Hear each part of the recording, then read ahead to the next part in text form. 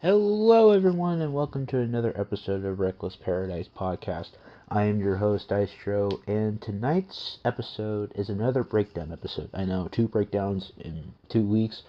Um, not coincidence at all. But this one is over a band that we have never really talked about very much. We did a random ranking on this band I guess a few weeks ago, if you want to call it that. It is over Avenged Sevenfold.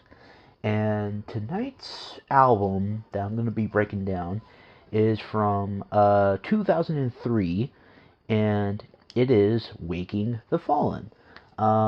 This one is certified gold, and within, or certified platinum, I should say, but it was certified gold in 2009, and then it reached over 600,000 copies, and then certified platinum, which it reaches like 1 million and all that stuff.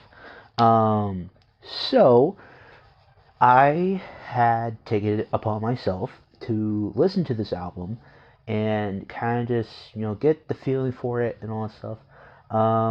And it actually wasn't a bad album. The only one song that I will get to is like the title track, and it didn't really give much for me to kind of like sink my teeth into a little bit. But the other rest of the songs, gave me some meat on the bones, if you want to call it that. But let's just dive right on into it.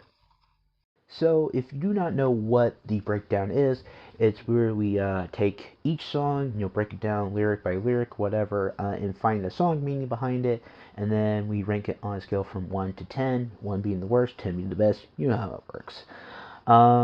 So, going into this, the first track, title track, is Waking the Fallen. I didn't really get much out of it, and it's kind of left a door open to interpretation for it. I kind of gave it a 7 out of 10. I know that's like very low for like the first opening track and all that stuff, but it didn't really give me much to work with, I guess, if you want to call it that. But then going into the second song, or I should say, I gave it a 7 out of 10 for Waking the Fallen.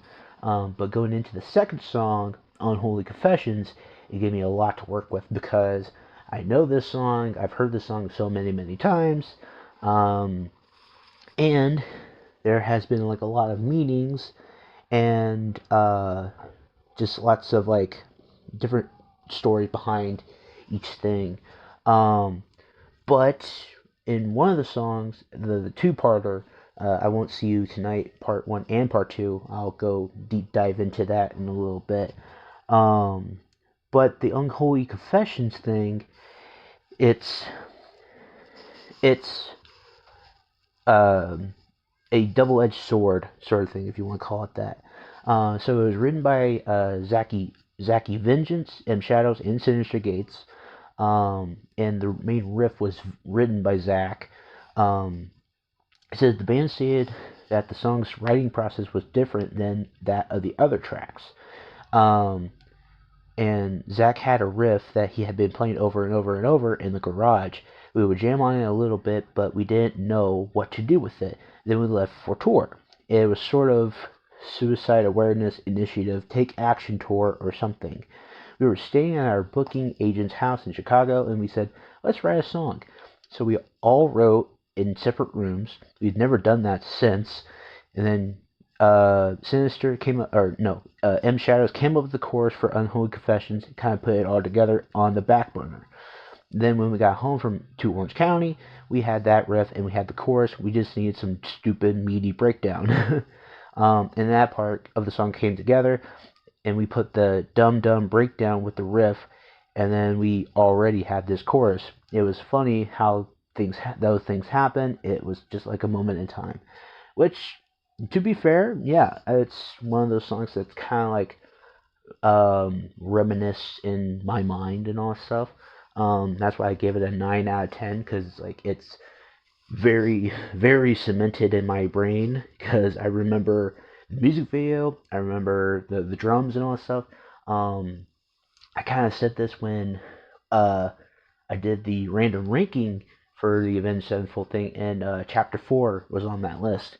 The the um, drums and the sound back then was kind of like not very properly mixed, I guess if you want to call it that. It just sounded like very garage band sort of thing. But we don't label it as that, because over the years their sound had kind of grown into a better sound, and I'm actually kind of proud of that. um, but yeah, I gave it a 9 out of 10. Um, so just kind of good starting off point, if you want to call it that. So going into track number 3, which is chapter 4, kind of weird how they placed it there. I gave this song an 8.5 out of 10. It is kind of a long song, but there's more to come with long songs. But the background of this is the lyrics for that song are about the story of Cain and Abel. And then there was an early demo of the song that was featured on the re-release of this album a few years later. It was also used in the video games Madden 04, NASCAR 04, and NHL 04, which kind of cool if you want to think about that. Um, if I remember, if I can look at it, chapter 4 to a lot of different people had said so many different things too. Um, yes, it talks about Cain and Abel from Genesis chapter 4. It says Genesis chapter 4, section 2. Later she gave birth to his brother Abel. Conceived and born was one of light. And then Adam made love to his wife Eve, and she became pregnant and gave birth to Cain. And then the lyric, rain and dark, the other born black night. So yeah, just talking about Cain and Abel and all that stuff. It's actually a really, really kick-ass song too. I'm actually kind of glad that they kind of just went like, yeah, like, no, it's biblical, yeah, but it's like, it's a kick-ass song. um, so going into song number 4, Reminiscence. I couldn't really find a meaning on this one, but when I did listen to it and heard it, I actually had like a very good time listening to it, and it was actually like my first time ever hearing this song, because I've never heard this song, and um, I don't know, it's like it was very fast paced, and I like fast paced music, which is a good thing. And I was like, okay, so um, I gave it a 9 out of 10, and that's very high for a song that I've never heard of before or since. But like again, I couldn't find a meaning on this one.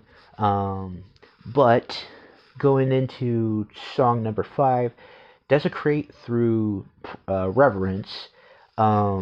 This one I did find a meaning for, so let me find that real quick. So this song is about how a friend, or possibly someone more than friends, has said or done something that he doesn't agree with, and that this person is very condescending toward him, but still expects him to help them. This person is trying to hold on to him, or try to hold him back, but he's not going to take this anymore. He's breaking away from them. He won't be lost in the crowd anymore. Which that's very Avenged Sevenfold-esque. If you want to kind of call back to the 3 Days Grace Alienation album breakdown that I did last week, you kind of think of the Alienation song, kind of being like an outcast and all that stuff. Which it's like, in today's age and all that stuff, it's like there's a lot of people that kind of get outcasted and all stuff. But you kind of like try to break through and just try to break the norm. Um, I gave this song a 8.5 out of 10. Uh, um, and which is like you're gonna probably see that a lot throughout my whole thing, going between 8.5 and 9, 8.5 and 9, which is not a bad thing either. It's not a bad thing. Um, I wish I could probably give this one another chance and all that stuff. Maybe I'll get more appreciative for it. Um, but that could also be said for Eternal Rest, which is song number 6. Eternal Rest, it kind of okay. I don't know if you guys listened to this album. If you have, um, let me know if you thought the exact same thing. From Unholy Confessions to Eternal Rest, it kind of just sounded like it was like Unholy Confessions, like part one, two, three, four, and so on and so forth. And it just made me think like, oh, okay, like it's the exact same sound for all those songs, but then in Eternal Rest, I don't know if you guys heard it, but I kind of heard it.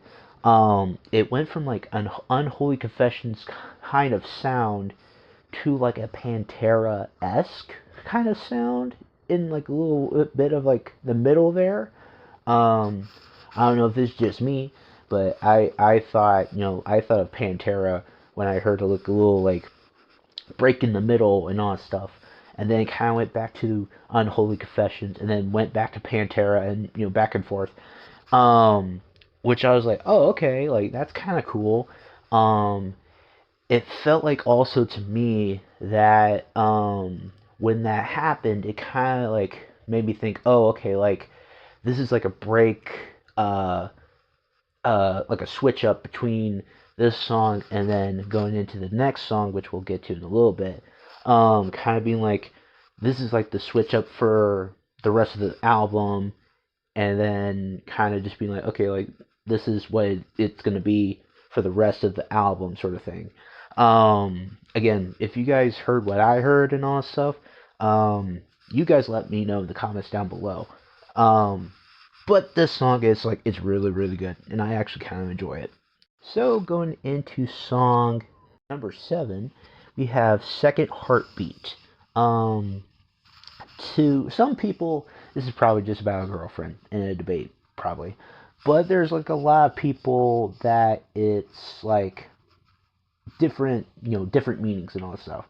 Um, but some people think it's about talk about a girlfriend and then talk about something else and all that stuff. But I'm gonna think it's just gonna be about a girlfriend here, because it's like they kind of give you that second heartbeat in a way, where it's like it's kind of being like, oh, you bring me some life into my quote unquote life, and just kind of be like, hey, like like I'm here for you and you're here for me, and that's that. Um, I gave this song an 8.5 out of 10 as well. You're probably gonna, like I said, you're probably gonna hear that a lot throughout this whole thing. Um, so going into song number 8, we have Radiant Eclipse. So somebody had put in song meanings, um, they get chills every time when they hear that. But they think there's more than one meaning to it. Obviously, one of the meanings is a friend who shot him and everything, and how everything is because of it. But then the other meaning is how I feel about it. It says, a friend has betrayed them, turning his whole life around, and then how much it hurts everyone. Um, which that's kind of what it kind of seems like. Um, somebody had said it's a story about himself being shot and what would happen, how his destiny was shattered and fate was altered all because of one gunshot. Instead of what could have been, there is only his mother crying and his ghost looking down on her. A really well written song, if you ask me, which is very true. I did also give this one an 8.5 out of 10 as well. It's very well written, I do say that. And the kind of like overarching story for this. It's like, if you want to think about it in a way, it's like I've always said this about a lot of albums and bands before. It's like when their music can take you onto a story or on a story journey, kind of like a roller coaster. It's like it starts out slow, then it kind of peaks it a little bit, and then it kind of goes up and down, like ebbs and flows. Um, that's to me, it seems like it's very, very good storytelling. Because within music, there could be a very popular song that brings like a lot of like energy and all that stuff, but it could be very, very sad behind the lyrics and all that stuff. But then you're like, oh shit, like, this is a pretty cool kick-ass song. And then you're like, oh, when you look at the lyrics, like, oh shit, like they're like, oh, like that's kind of dark. So, and like I've always said this about music, whenever stories or whenever musicians kind of talk about dark topics in their life or just kind of like dark topics in general and kind of bring awareness to it, that's some good uh, social awareness, if you want to call it that too. Just social awareness and like in social media today, kind of like being like, hey, like this thing is going on right now, and kind of being like, you know, this is what we want to spread awareness for. Like October being breast cancer awareness month, and then men's health and all that stuff, and women's health and all that stuff. So it's cool to me that when musicians do that, they just bring awareness, be like, look, like this is a dark topic, but we kind of want to like put some music out there for you to listen to, and just be like, we know you're going through a tough time, and kind of just be like, hey, we're here for you, because cures music cures the soul, if I can speak. Sorry. Um, okay, let me get back on track before I go off on another tangent. Sorry. I gave Rated and Clips 8.5 out of 10. Okay, so the next two songs are two-parters. It's a two-parter. I Won't See You Tonight Part 1 and Part 2. Part 1, it said it was like kind of like a power ballad melody, but with their own twist on it, which is actually kind of cool. I thought it was actually kind of well done. And from what I've read, um, it was written like a suicide letter. It's like, if you haven't noticed it, read it again. This was like what somebody had said in song meetings. It was about M Shadow's best friend, Justin Sane, like Justin and then Sane, the former Avenged Sevenfold bass player, who got replaced by Johnny Christ, who had severe depression and tried to commit suicide by drinking bottles of cough syrup. And then, excuse me, it says, sorrow sank deep inside my blood, that's depression. It's rumored that part of the suicide note that Justin wrote to Shadows is included in the song, although Avenged Sevenfold neither acknowledges or denies it. It says, people think if any part of the song is Justin's penmanship, it's not. But I can't see myself that way. Please don't forgive me or cry while I'm away. In the song, Justin says he's setting himself free and don't blame yourself or cry for me. An interesting line in the song is, so far away I've gone, please don't follow me tonight. I think it's part of Justin's suicide letter because it's something a suicidal person could possibly think of. In the song, you'll notice he worries significantly about how the people he loved would react, asking Shadows not to follow him. No more breath inside, essence left my heart tonight, the most powerful lyrics I've ever heard, and I'm a huge music buff, but nothing, no poetry, no song lyrics can even hold a candle to the power of those few lyrics. How sad. And yeah, it's like when you think about, like, like I said, with like some lyrics, it could, kind of mask it, being like, okay, like, look, like, this is a suicidal letter or suicide letter, kind of being like, put it into music form and just be like, look, like, this is something that affected somebody in real life.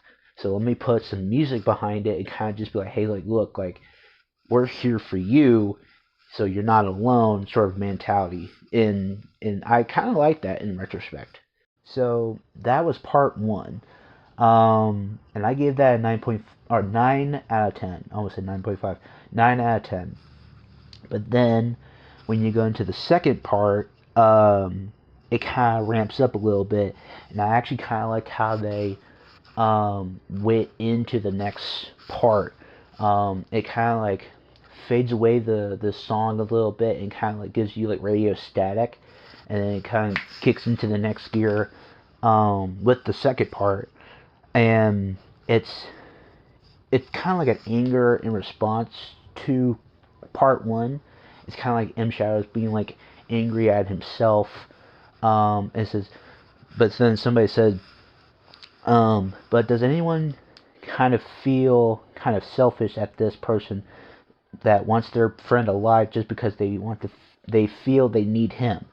It seems kind of selfish that someone wants you to be alive and miserable because they can't or don't want to live without you.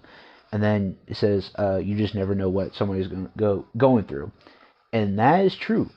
It's like, first part was the letter that M Shadows saw, and then part two is like his reaction to it, kind of being angry and kind of just being like, like, what the hell is wrong with, like, like, let me in kind of thing, kind of mentality. And I think that's a good two-parter. And I gave the second part 8.5. Because like the first part kind of just made it just feel more real, and then kind of just being like, okay, this is the reaction to it, and how would you feel? We all know somebody like this, probably in real life. We've had to talk them off the ledge and all that stuff, and that's real life. It's kind of just being like, look, like, you're not in this alone, like, kind of just being like, don't put yourself through that because you have somebody. And when you see or read a suicide note, it's like, like, you're like just like looking at the person like, what, okay, like, let's talk it out, like, let's just talk it out. And kind of just being like, like, let me help you, like, just grab him by the neck, like, let me help you. But good two-parter. I personally would say those two are kind of like my favorite songs at this moment. It's kind of like two sleeper hits, which is saying a lot. But going into song number 11, I should specify that. I Won't See You Tonight, part 1 is number 9, and then part 2 is number 10. Going into song number 11, Clairvoyant Disease. It's kind of a cool down, kind of like, easing into the final, stretch of the record. So somebody had said, this song is about clairvoyant disease. To understand what the song's about, you have to know the definition of clairvoyant. Clairvoyance is the ability to sense something non-physical beyond the range of normal perception. So clairvoyant disease is about loneliness and depression. It says, allow me to explain. Basically, the song is saying that he has someone, but he feels that he's wasting his life just waiting for death, because this person refuses to live their life and is holding him back from living his own. Depression falls right from the beginning, when he says, thoughts are haunting me, don't acknowledge right, just dwell on wrong. This spot's in hell where I belong. He's saying that these thoughts are flooding his mind and that he is basically worthless and deserves the miserable existence that when he says outside shell is so strong, confident, but slowly eats away. Like a man plagued with disease I try to fight. Through my pores it seems to seep. He's saying that he is trying to hide his depression but welling up inside of him and he can't hide it anymore. then when he says, stuck inside your own head, better off dead, he's talking about the depression holding him captive inside his own mind. So keep this in mind. This is my analysis of what the song means. And I think it's kind of like a clear message too. Kind of like a, if you want to think about it, it's kind of like a I Won't See You Tonight Part 3 in retrospect.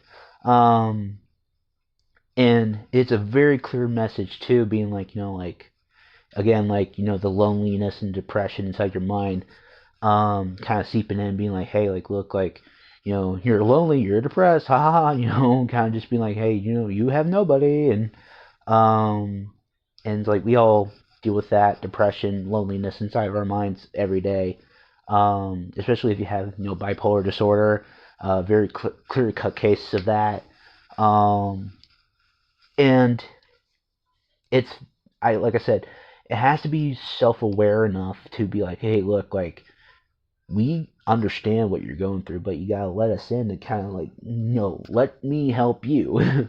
I gave Clairvoyant Disease 8.5 out of 10. Very, very well done message. I actually like the hidden meanings behind the song, if I could speak. It's just, very clear cut and dry. Wow, I'm kind of getting emotional a little bit. But to round this up, we have the final song, the final track, All and All Things Will End. I actually kind of like the towards the ending, they kind of like slow down the song or slow down the instruments a little bit, and then it kind of just goes like into like a little just um what do I want to call it? It's kind of just a, like, just play whatever random thing you want, and then kind of just fades out, and I actually kind of like it. Um, and it's just kind of cool, I gave this song a 9 out of 10. Only because, like, it's the end of the song, and you kind of had to end on like a good high note. I actually think it was a good high note. So this is gonna be kind of a long one too, so bear with me. Um, Somebody said this song is about how you should live life to the fullest. True. It says don't waste it. Things aren't perfect. Things go wrong. You don't know your fate, but you can push through it and stand up for yourself. The lyric, living goes by fast. Catch your breath and it will pass you by. And it won't last to soak with the memories you hold. It means, like, no, they're saying don't sit on your ass your whole life, because one day you'll look back and realize that the few memories you have aren't good ones, and time isn't going to go back or slow down because it feels bad for you. That's very, very true. Like I said, gave the song 9 out of 10. Because I mean, it was only because of like how the song was written, the fast pace of it, and also the ending of it too was actually kind of funny. I was like, okay, they're slowing down. They're just like doing, it just kind of just fading out and all that stuff. Excuse me. Um, so, that is my initial breakdown of the whole album. I did, before recording, tally up all the songs and divide it by 12. I got an 86 out of it. The 86 is only because of the beginning song. It kind of brought it down just a little bit. But if it was like a little bit more impactful, I think it would probably have been like a 90 or 91 or something. But still, it's not a bad album. And I would probably go back and like re-listen to it again. Just like full way through. Just to kind of like reminisce about it. But yeah, this is actually kind of fun to like look back at like old school Avenged Sevenfold before they become like very, very popular in 05, 07, kind of like, heading into the stratosphere from there. Um, so if you have made it to the very end of this video, we do really appreciate it. If you want to follow us on all social media, links in the description below, which will take you to our Linktree page, which will take you to our Instagram pages, Twitter pages, my gaming YouTube channel is on there, and the podcast Reddit page is on there too. And tonight's song of the night is Unholy Confessions. There is a music video for it. And yeah, that is it. And next week is Halloween, and I have a very interesting debate hour for us on Halloween night. And I think you guys want to maybe listen into it. It is Halloween themed, but I will not spoil anything else besides that. So you will have to find out and tune into next week to find out what it is. But until then, I am Dystro, and I will see you next time. Peace!